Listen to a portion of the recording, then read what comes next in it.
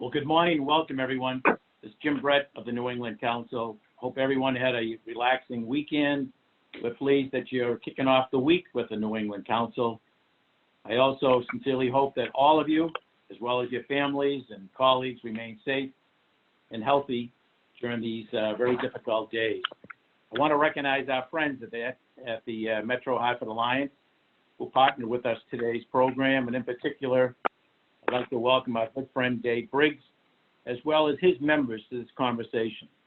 We launched this new series of virtual events several weeks ago to give our members the opportunity to hear from members of Congress when we're not able to connect in person. And we've had strong participation and we've heard great feedback. So we're looking forward to keeping this series going in the weeks ahead. Later this week, we're looking forward to a virtual Capitol Hill report with Representative Andy Custer of New Hampshire on Thursday. And next week, we'll be joined by Senator Jack Reed of Rhode Island. And in addition, on Wednesday of this week, we'll host a very special virtual briefing on a new initiative to support frontline healthcare workers from the Harvard School of Public Health. But today, we're delighted to welcome a great friend of the New England Council and a very good friend to me, and it's Congressman John Larson of Connecticut. As many of you know, he is serving his 11th term, representing the 1st Congressional District. He's a senior member of the influential House Ways and Means Committee, where he chairs the Social Security Subcommittee.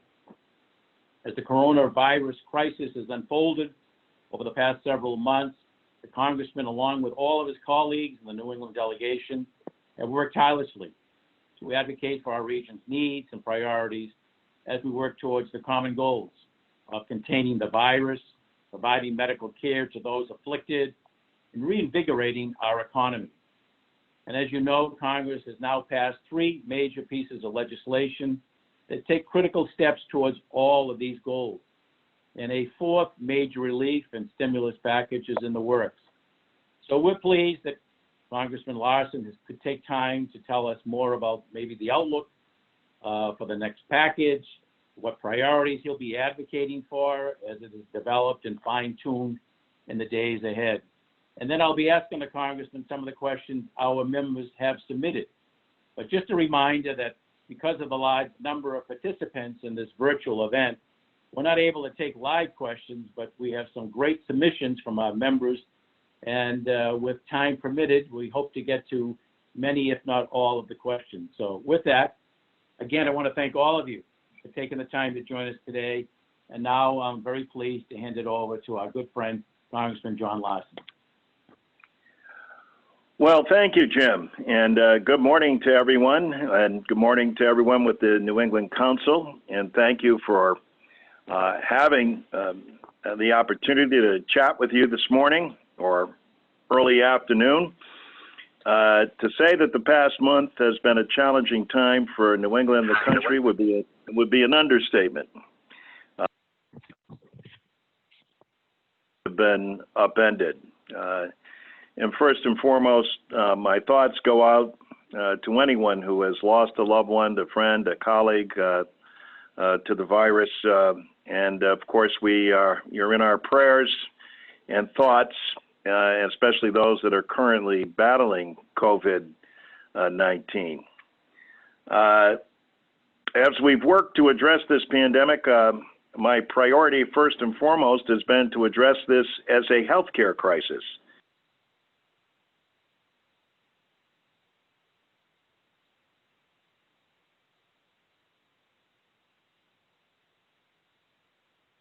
Hello.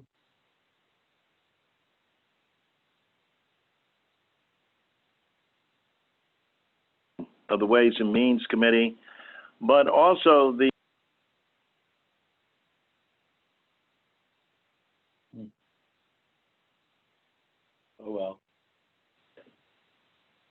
that we see and the ideas that are emanating and bringing people together bipartisanly are the work of Rich Neal.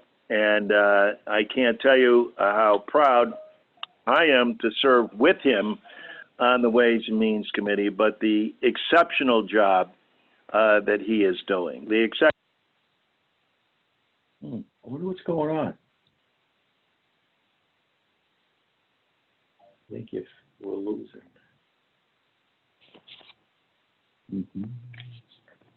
Of New Haven is the leading candidate to be chair of the Appropriations Committee. Imagine for New England to have both the chair of the Ways and Means Committee and the chair of the Appropriations Committee. That'll be quite an incredible goal. Then you'll have the chairman of the Rules Committee too.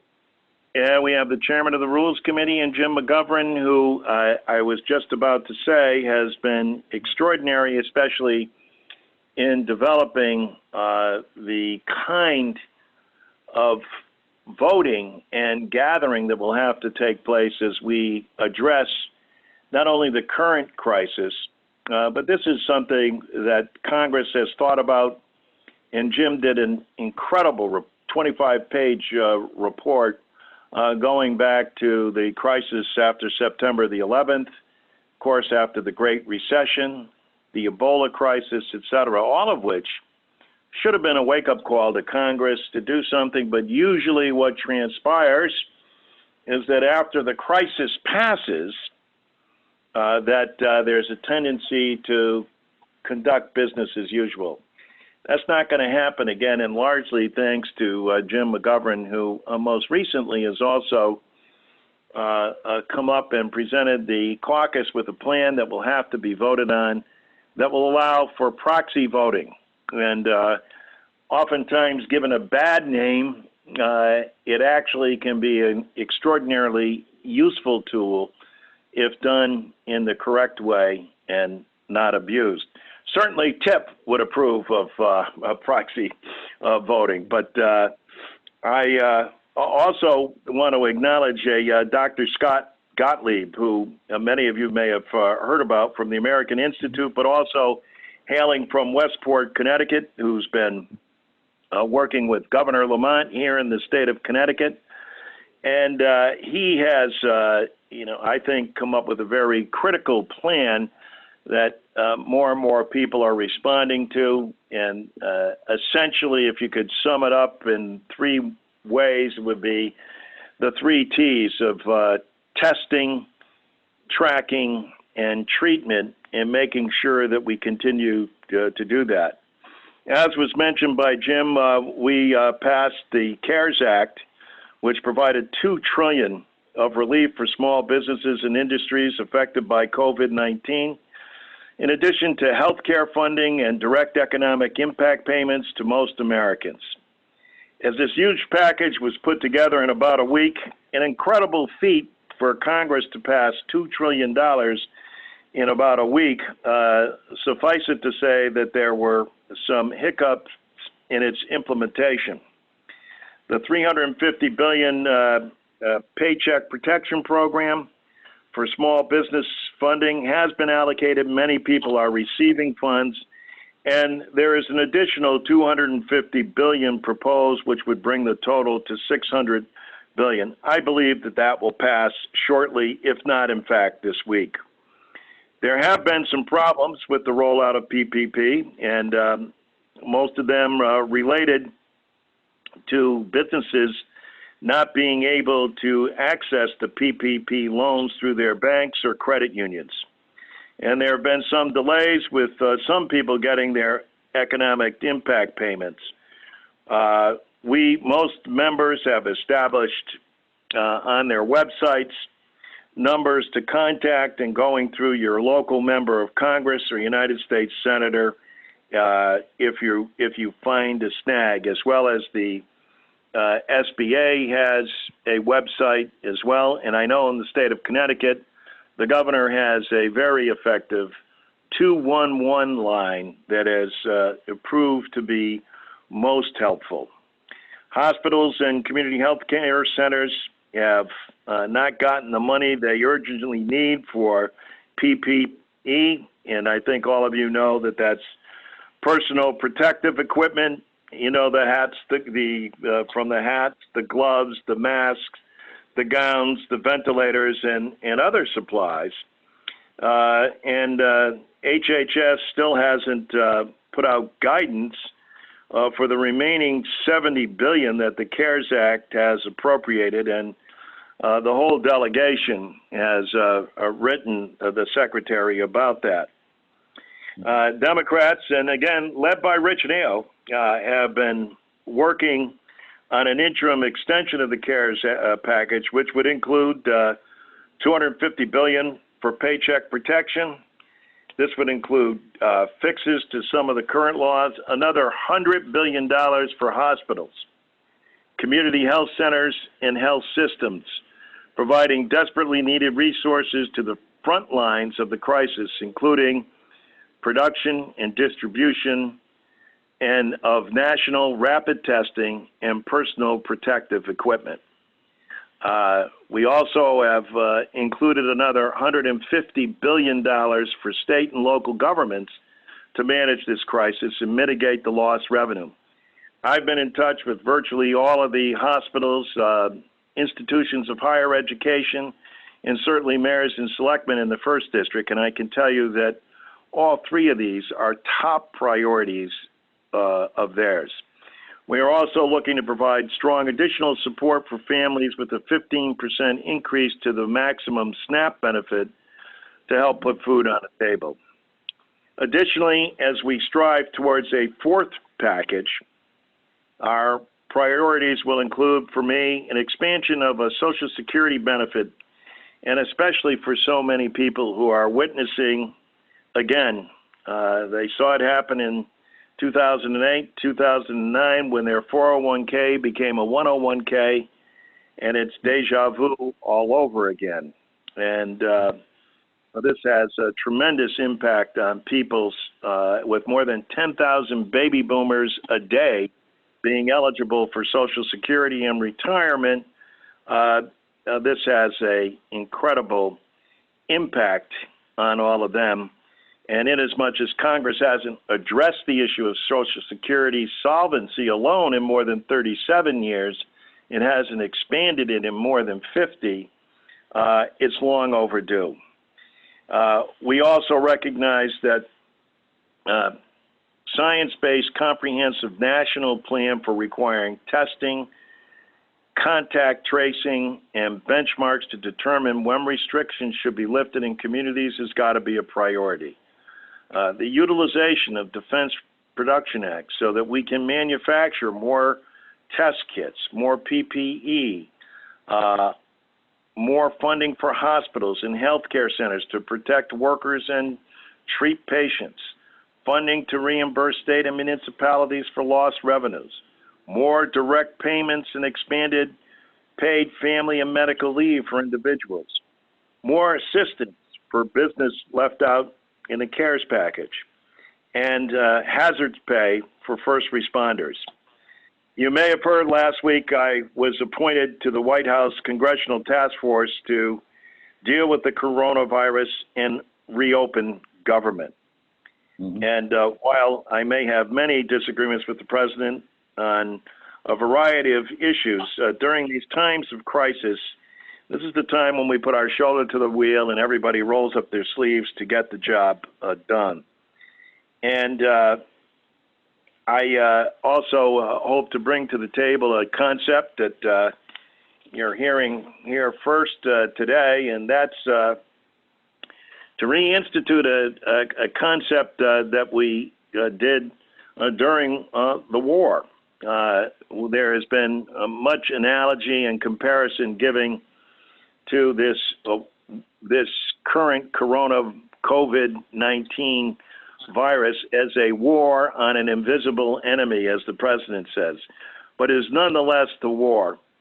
So why not, in the most patriotic fashion, reinstitute war bonds? In this case, a war on the virus, victory over virus, as was the case in World War II. Victory during the war.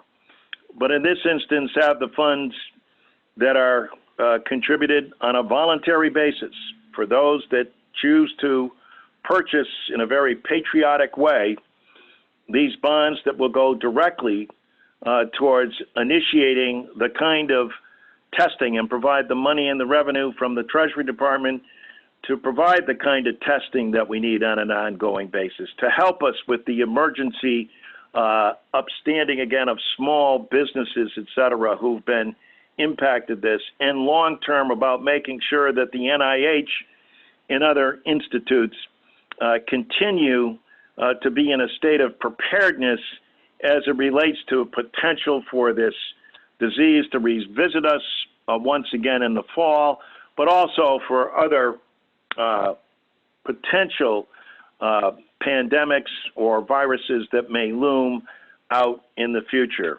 It's the old ounce of prevention is worth a pound of cure, and we're working with several members on that. I couldn't be prouder of the work of the New England delegation, and especially the work of Rich Neal, Jim McGovern, Rosa DeLauro, who are in critical leadership positions for New England.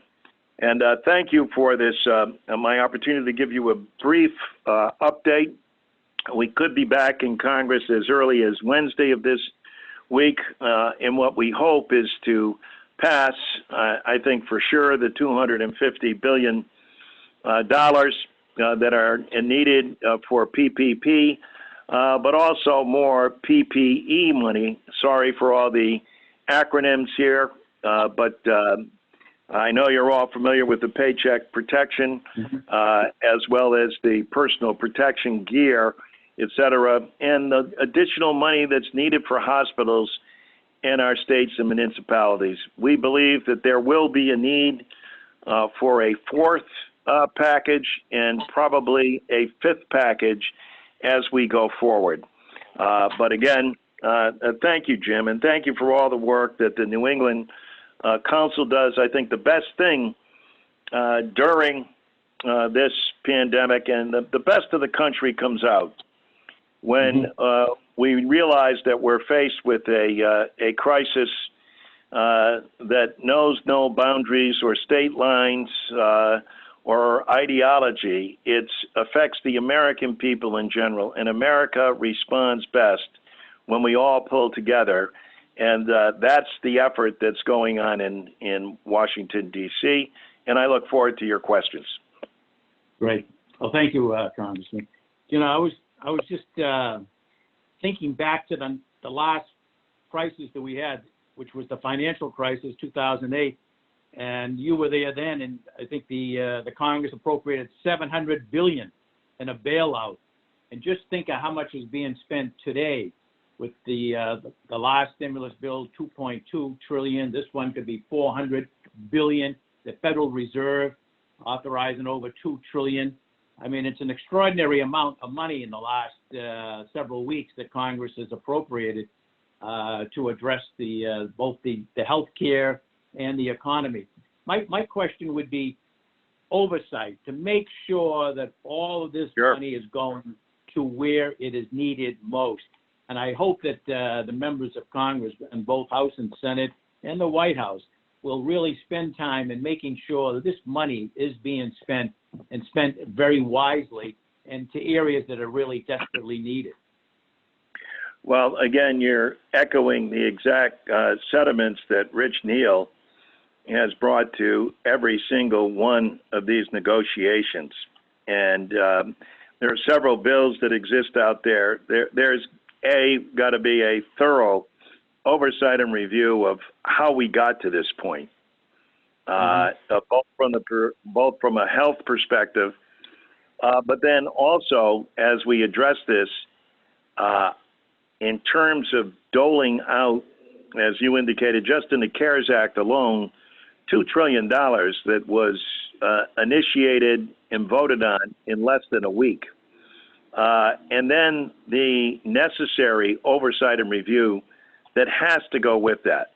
We have a subcommittee on the Ways and Means Committee that deals with that, but this is going to require an across-the-board, multi-committee effort to make sure that that the tracking of where the money has gone, how it was spent, how effectively it was used. And also, I would put out a warning there as well, because one of the concerns is that there's a great opportunity for mischief or for fraud or for people to take advantage of this situation. I assure you the sentiment in Congress will not be kind and will look towards striking down and penalizing criminally and otherwise those who intentionally abuse this process that is so desperately needed by so many people who, through no fault of their own, find themselves in this situation. But again, Jim, I think you're spot on, and that it's got to be oversight and review as we go forward. That was not the case, as you'll recall, after 2008 in that recession. So, we want to make sure that that mistake does not happen again. And frankly, it's been why a number of people have been reticent about providing so much relief. But I think the fact that this is a global pandemic, the fact that this we are battling an invisible enemy in the extent that this virus knows no boundaries, and that we have to attack this in the best possible manner. And again, I think that this Gottlieb, and it appears that the president even is changing his thinking and coming around. We're all concerned about, we want the economy to come back, but we want to make sure that it doesn't come back prematurely and we don't have a relapse. And so in order to make sure that doesn't happen, there's got to be appropriate benchmarks. They have to be qualified. It has to be based on the science and the health and the common sense that should be applied to doing it. But everybody is anxious and earnest about opening the economy, but making sure that we're doing it in the right way. Right. Well, this is great news, this new package. I think Richie Neal refers to it as 3.5 of a rescue package. And great news for the hospitals, community health centers, as well as the coronavirus testing. My question is, and you alluded to it, that this could pass the Senate today, could pass the House maybe tomorrow, Wednesday, but Majority Leader Steny Hoyer says to the members, be on standby to be here to vote. So would that mean that you physically would have to go down there and vote, or are we talking about a proxy vote being instituted for this 3.5 stimulus package? Well, yes, we would. I am planning to go down there to vote. And as I think the majority of members will, there are some, as you know, that are already quarantined and can't get there. There will be others because of transportation difficulties that will not. But because the proxy voting that Jim McGovern so brilliantly outlined and is proposing, that has to be voted on. And so we have to be there in person to vote on that.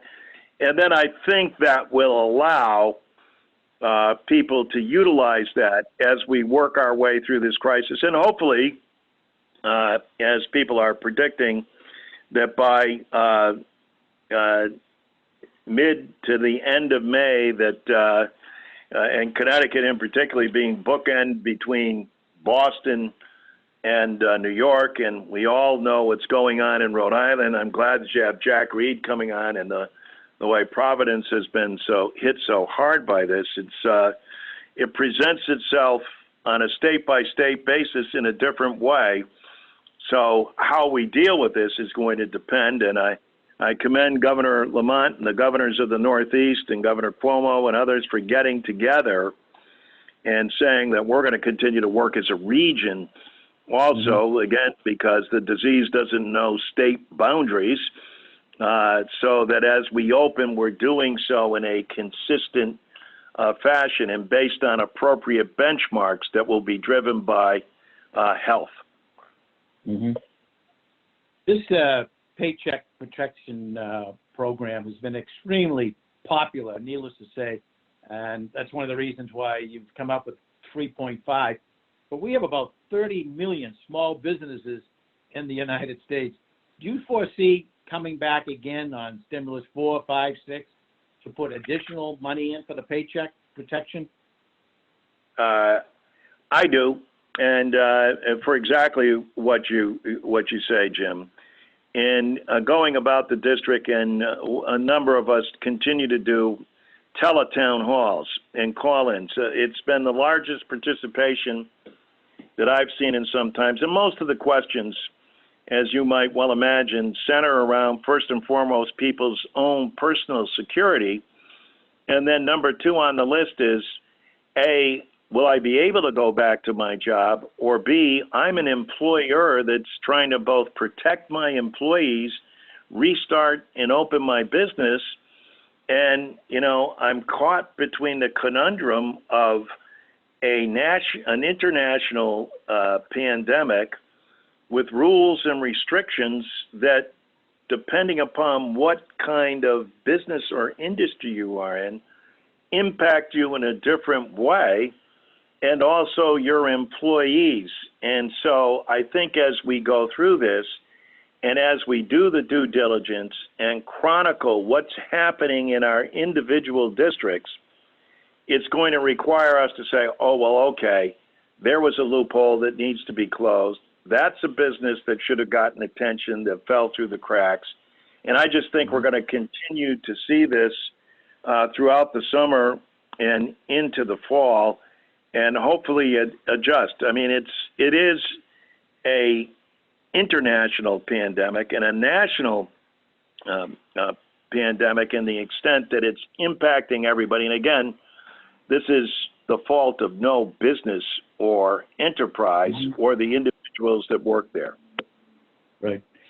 You mentioned that the Democrats were pushing to see if they could get state and local funding in here. I think there was a figure of $150 billion, but they just couldn't get it in this package. But I thought there was some commitments from both the president and the House Republicans and the Senate Republicans about putting this in addition, a stimulus 4 or a stimulus 5, that there would be a substantial amount of money for state and local, because right now they are bleeding as well. So if you're going to be bringing back the economy, whether it's slowly or, you know, in an advanced stage, it would not be beneficial to be having massive layoffs of state and local governments at the same time you're trying to bring back the economy. So addressing the state and local government funding in the next package would be a wise investment. No question about it. And as you've pointed out, and Rich aptly refers to this package that would be voted on, we expect this week, as 3.5, to make sure that we're getting money out the door consistently. But then a fourth and fifth, and my guess is even beyond that. And, you know, frankly, Rich had already negotiated with Mnuchin, and who speaks for the White House, this item. And the Senate Republicans balked, as I'm sure you all read, but Rich has told us, in fact, on Friday, that he anticipates now that with McCarthy in the House coming on board, and it appears that McConnell is on board as well, that it will be part of another package, which would be the fourth package. This one, as Rich appropriately calls it, 3.5. Right.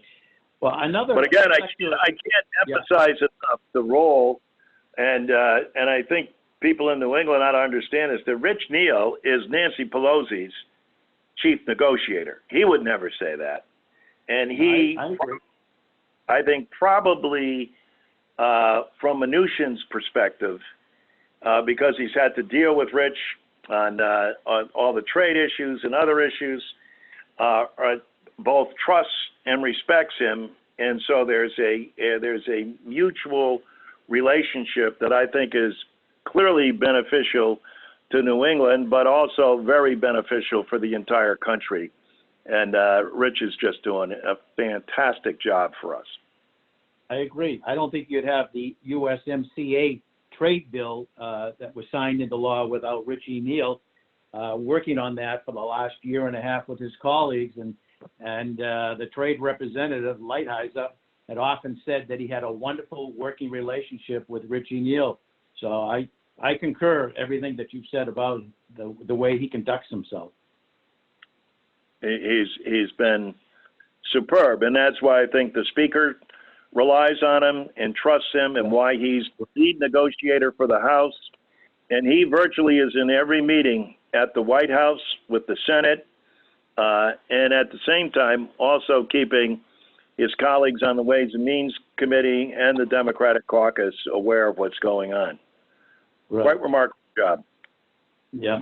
Let me just turn to a sector of the economy that is very important in New England, and unfortunately, they too are running low on money, and that's colleges. Colleges across New England, they are scrambling to close the deep budget holes, and some have been pushed to the brink of collapse. And since the coronavirus outbreak, they have triggered financial losses that could total more than $100 million at some of these institutions. Now, I know that the $2 trillion rescue package that was signed by the president last month provided, I think, about $14 billion for higher ed. But the American Council on Education, which is an association of college presidents, they had requested $50 billion. I believe that Connecticut colleges and universities received a total of about $112 million from that stimulus package. They need more help in order to remain open, to open in September. Many of these colleges, they don't know what they're going to have for student enrollment, whether students are going to opt out for a year, are they going to go online. They've already paid out hundreds of thousands to millions of dollars on refunds on the meal ticket, room and board, parking. So, I mean, these colleges are so important to so many communities, because many of these colleges are also the largest employer in the towns that they're located in. So it affects the employment as well. But what can we do to address the bleeding that is going on in the colleges and the universities here in New England in a future stimulus package? Well, for sure, Jim, more is needed, and that will be the case. But I believe I've been in touch with every one of our college and university presidents in the 1st Congressional District, and in Connecticut being a small state, have heard from most of our universities and colleges as well, and couldn't agree with you more. Again, I'll go back to this. You know, in the initial package, the Senate had included $6 billion, but it was Rich Neal in the House at $20 billion, and Rich Neal at the table got us $14.25 billion to be exact for higher educations. But clearly, more funding is needed. The Main Street lending program created by the CARES Act, administered by the Federal Reserve, has $2.3 trillion to lend to industry in need, but the Fed rules exclude most higher education issues. Speaker Pelosi has made giving higher education institutions access to this program a priority. Plus, as Rich says, we felt we left $4 billion on the table, and that there needs to be more money, especially as we seek to come out of this. You know, it was Francis Perkins who reminded FDR during the Great Depression that as they were preparing the New Deal, and specifically as they were preparing for Social Security and unemployment, as you may recall, not that you were there at the time, Jim, but some think you might have been, No. that what she said, and it was vitally important, that as we deal with the crisis, the most important thing is that we come together in crisis to solve a problem, But if we don't look at the long-term structural needs so that when we come out of the crisis, we're prepared to grow and sustain economy that was there before, then we've missed the point.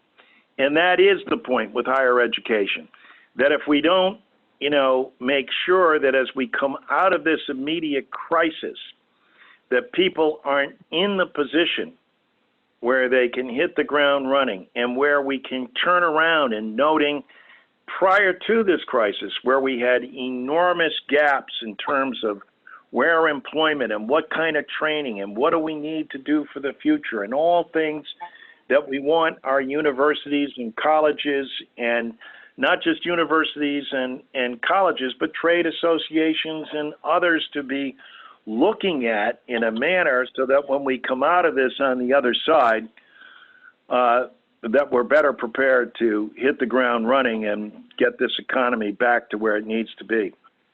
Mm-hmm. In the last 3 weeks, I think 22 million people have filed for unemployment.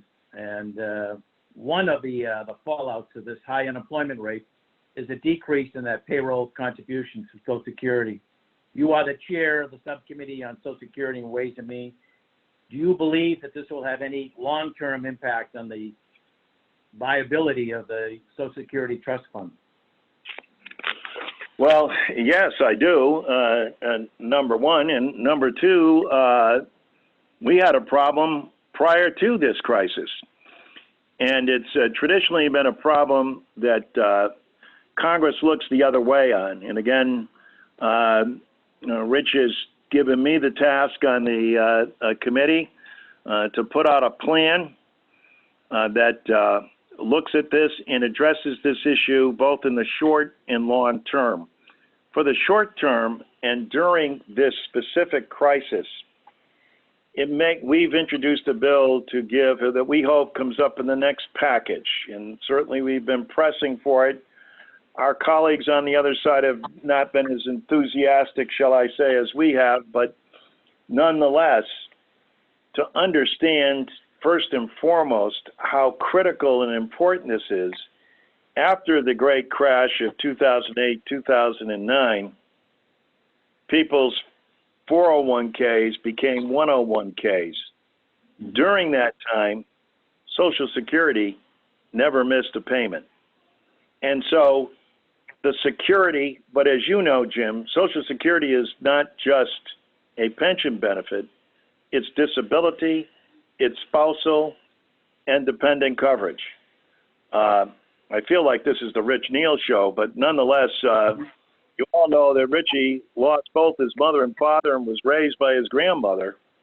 Right. And then she passed and was raised by his aunt. Nobody understands the issue better, but this will put a strain on Social Security, which, if nothing was done by as soon as 2034, and after we get through this crisis, those numbers will come down, that there would be a cut across the board of 20% to all Social Security payments. That simply cannot happen.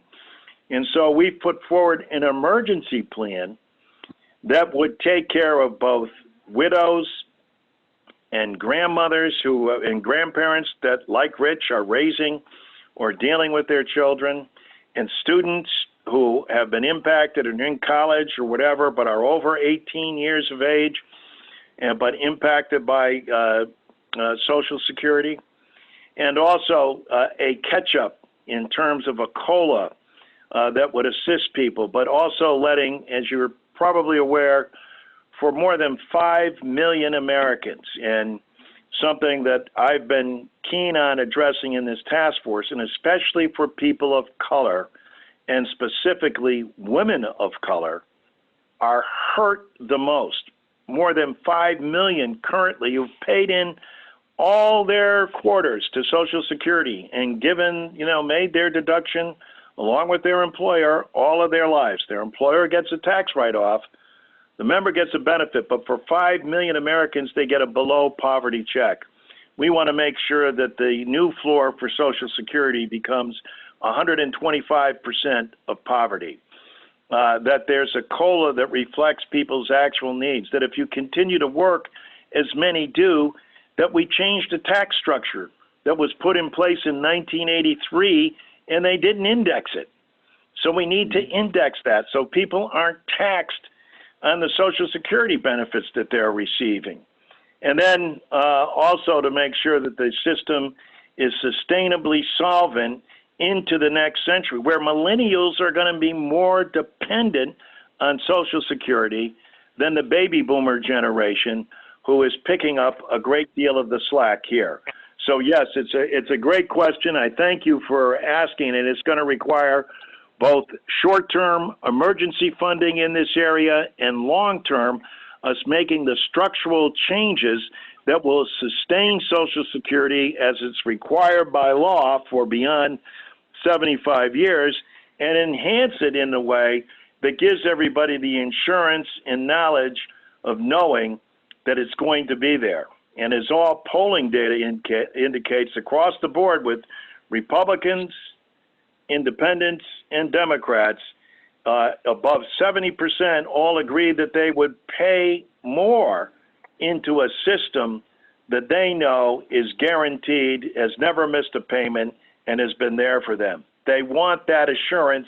They need that security. And especially as we come out of this virus, as we come out and assess where we are, both from a financial situation and a job situation, this is even going to be more important. And thank you for the question, Jim. Speaking about the coronavirus, there are some people that think it could return. It could return in the winter before a vaccine is available. Are there any discussions among your colleagues and how we would prepare for that possibility? Yes, and it's a critical question. And again, I think that's going back to the first task force discussion that we had.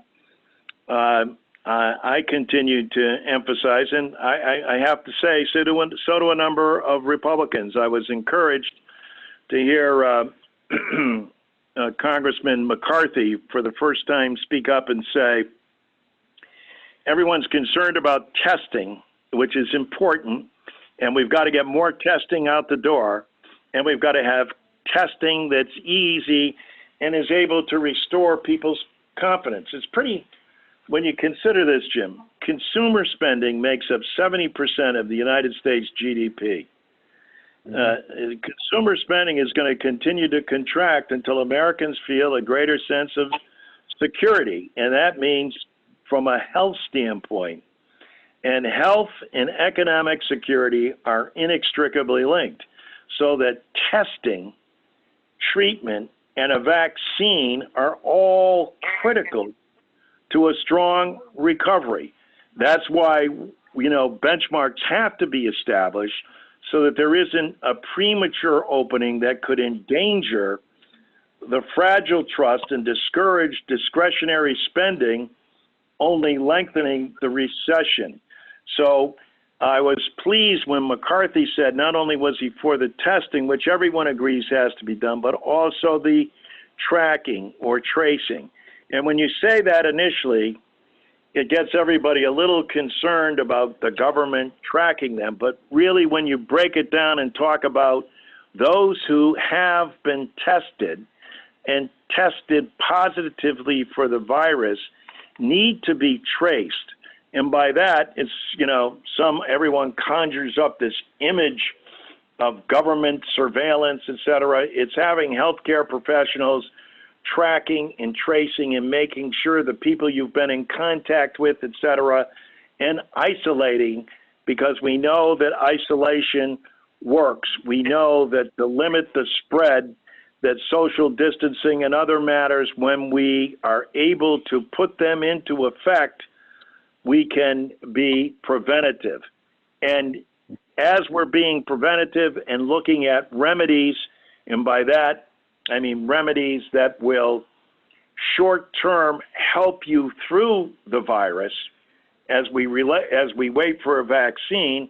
And then it's my hope that these bonds that we're going to create also provide an additional source of revenue for us to target for testing and for vaccines, both now and in the long term, and also, again, for the emergency funding that's going to be required for the small businesses, the restaurants, for example, have been impacted in so many ways, that will allow the trust to incur that there are key health segments that have been put into place so that we can return people back to work, and that the consumer, who this all depends on, will feel comfortable and have confidence again that the system is secure while we wait. The vaccine that we anticipate will be developed within a year to 18 months. That's great. You have the first congressional district in Connecticut, which obviously is the largest city, Hartford. So you have an awful lot of non-profits, and many of them are providing, I think we'd all agree, frontline direct care for our vulnerable population. They've also been severely impacted. What are you hearing from them, or what are they looking from you to help them with? Well, the same thing. I mean, they're looking for the kind of aid they'll benefit from both PPP and also from direct aid to state and local municipalities. To your point, a number of them, again, have been in contact, and especially in the entertainment industry.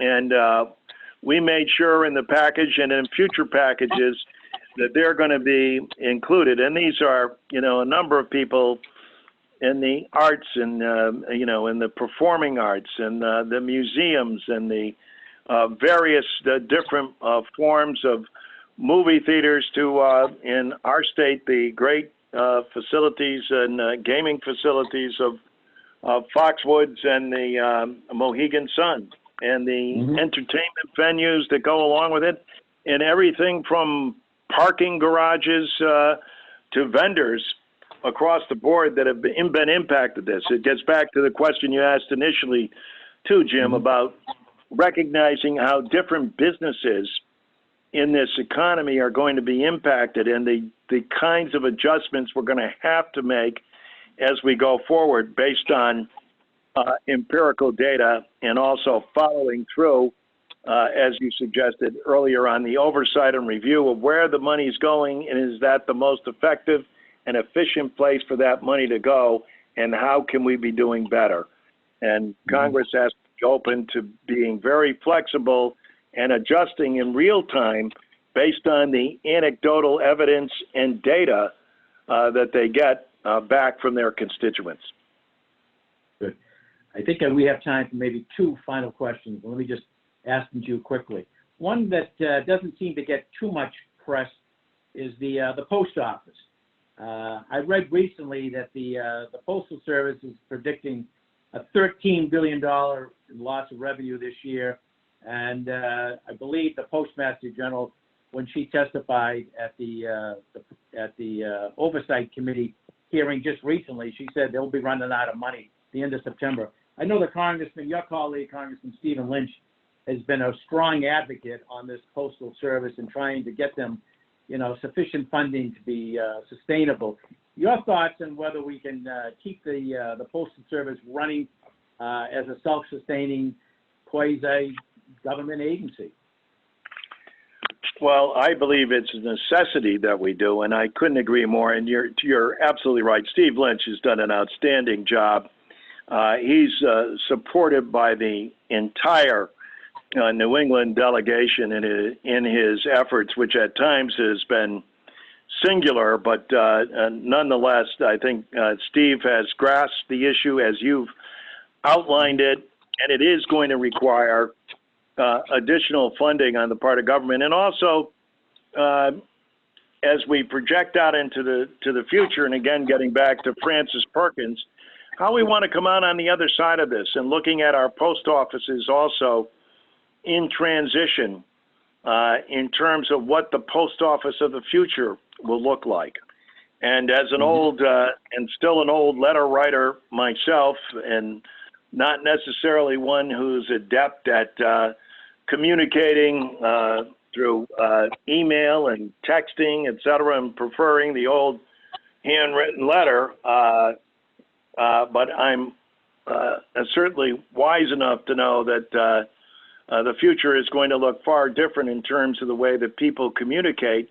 And then how do we make the adjustment within government so that we maintain those postways and the ability for people both in rural and even in urban areas who otherwise would be cut off from communication and contact without the appropriate kind of postal service that will be required not only now but into the future. So many jobs, especially, and what those jobs will look like in the future for many people, especially veterans who have come back and ended up serving in the capacity of working in our postal service for the United States government. And you know that nearly 500 postal workers have already tested positive for the virus, and I think hundreds more have been suspected of having it. And again, they need all the protective gear. They need everything that we're giving everyone else because, you know, they go, as the saying goes, door to door. And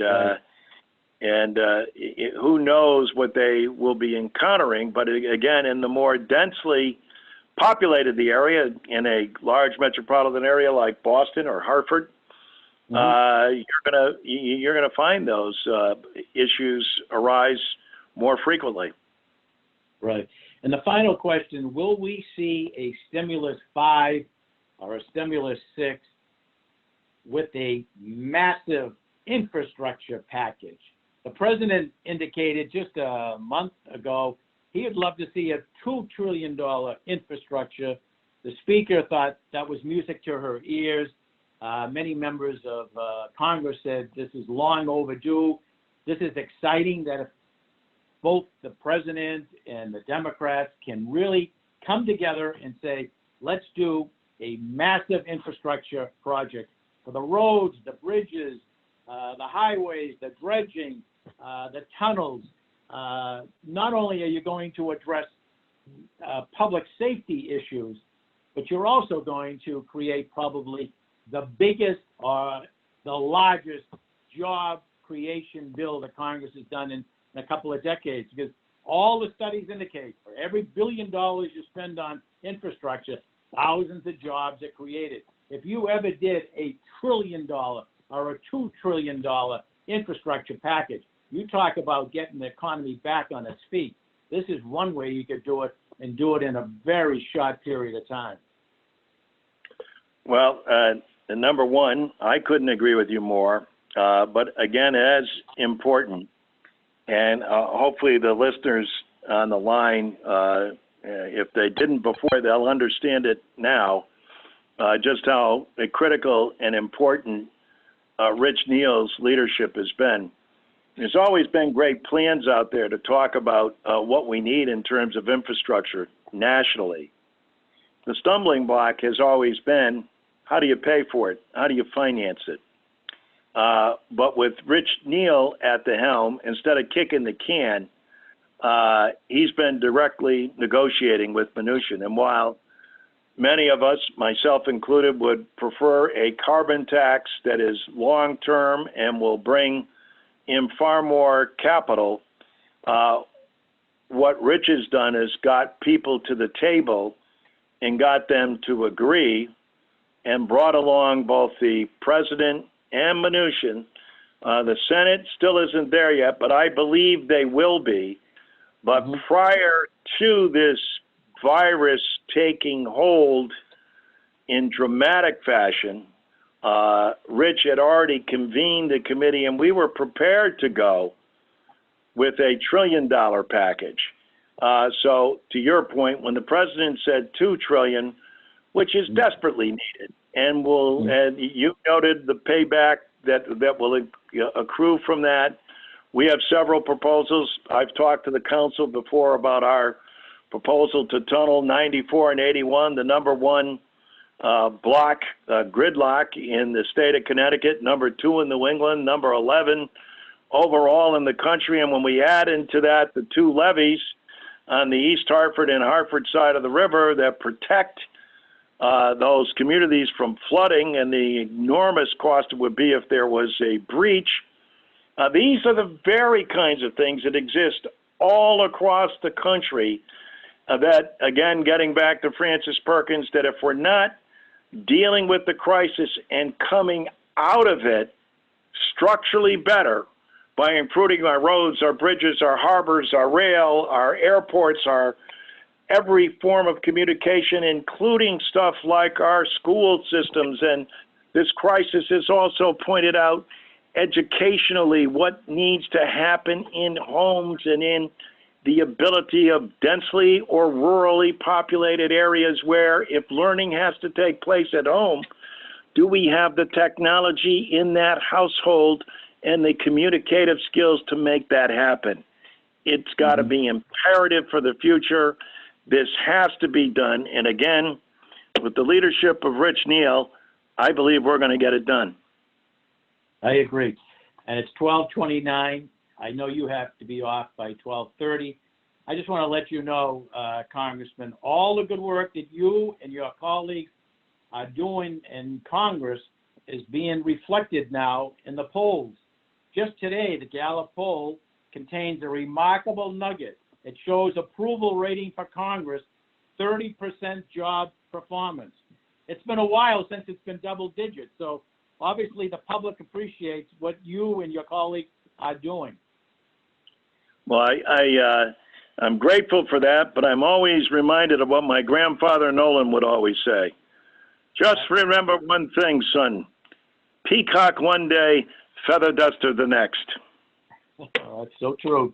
It's so true. Well, Congressman, I want to thank you for your time. I know you got a busy day ahead, but I want to thank you for all the good work that you've done, all the good work you continue to do, and the great work that you're doing with your colleagues in New England. And as you mentioned, we could have now in New England, we only have 21 members of Congress, 21 members, but yet we may have the chair of appropriations, the chair of rules, the chair of ways and means. I mean, it's extraordinary. And half a dozen subcommittee chairs as well. Subcommittee chairs. I agree. I mean, it's a testament to the respect that all of you have with your colleagues outside of New England, that they would vote for you to be chosen for these positions. But we're a small sector of the country. We're only 5% of the nation's population. But what clout we have working together. You as a chair of the subcommittee of Social Security, so important. Being a senior member of Ways and Means, but so many other of your colleagues in New England, strategically placed. So we have a major voice in moving lots of the important pieces of legislation through Congress, and we're lucky that we have you. We're lucky to have people like Richie to bring people together, quarterly to talk about these important issues, how they affect the region, not the district, the region of New England. And exactly. That's why I think we're successful. And also, I hope in the future you have Rosa DeLauro on also, and that will be a great. We will. Fabulous.